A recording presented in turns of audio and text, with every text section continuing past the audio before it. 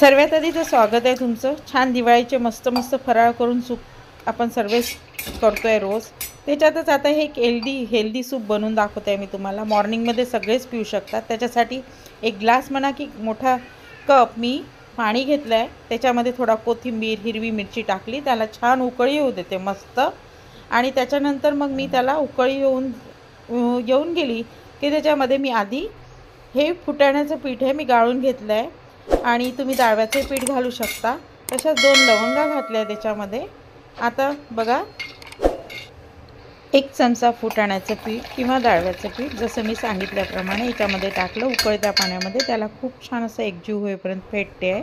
आता तसंच मी एक ज्वारीचं पीठ घेतलेलं आहे, अर्धी वाटी समजा, किंवा पळी चमच्याने 1 चमचा ते घेतलेलं आहे मी ज्वारीचं पीठ। आता मी याला गुठळ्या पकडू नये म्हणून व्यवस्थित फेटून घेते, अगदी छान उकळी येऊ देते।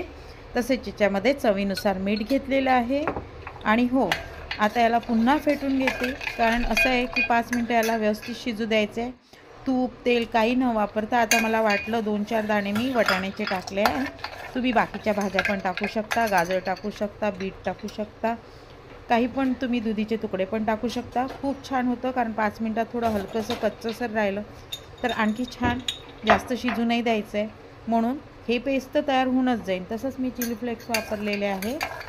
तुम्ही लाल छोटे छोटे तुकडे पण वापरू शकता, असं नाही की तुम्हाला चिली फ्लेक्सच हवं।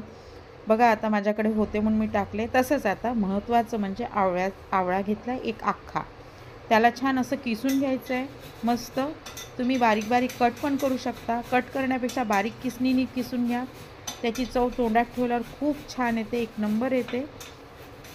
मी आता आवळा किसून घेते मस्त आणि त्याला व्यवस्थित बारीक किसणीने किसायचं आहे, खूप जाड किसणीने नाही किसायचं आहे, म्हणजे तोंडात आल्यावर खूप छान वाटते। त्याच्यासोबत मी अर्धा इंच आलं पण किसून घेणार आहे, आल्याची चव पण छान येते।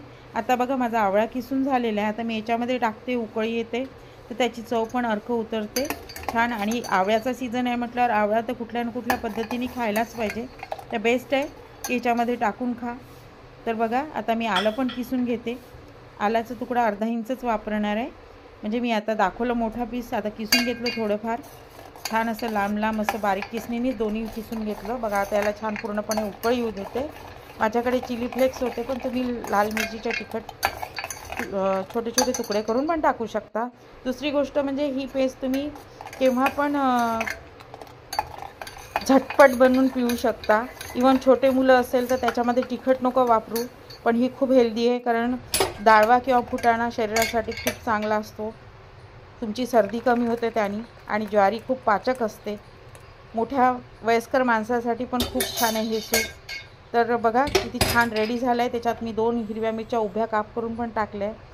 तर असं छान चविष्ट असं सूप आहे, यामध्ये कुठलं तूप तेल असं कुठलाही पदार्थ वापरला गेला नाही, त्याच्यामुळे खरोखरच ही खूप हेल्दी आहे, मॉर्निंगसाठी बेस्ट आहे। आणि छोट्या मुलांना पण द्या विदाऊट तिखट, तरी पण छान आहे आणि एनर्जेटिक आहे। 1 बाउल खा किंवा प्या तर तुमचं एकदम मस्त दिवस जाईल, फ्रेश दिवस जाईल।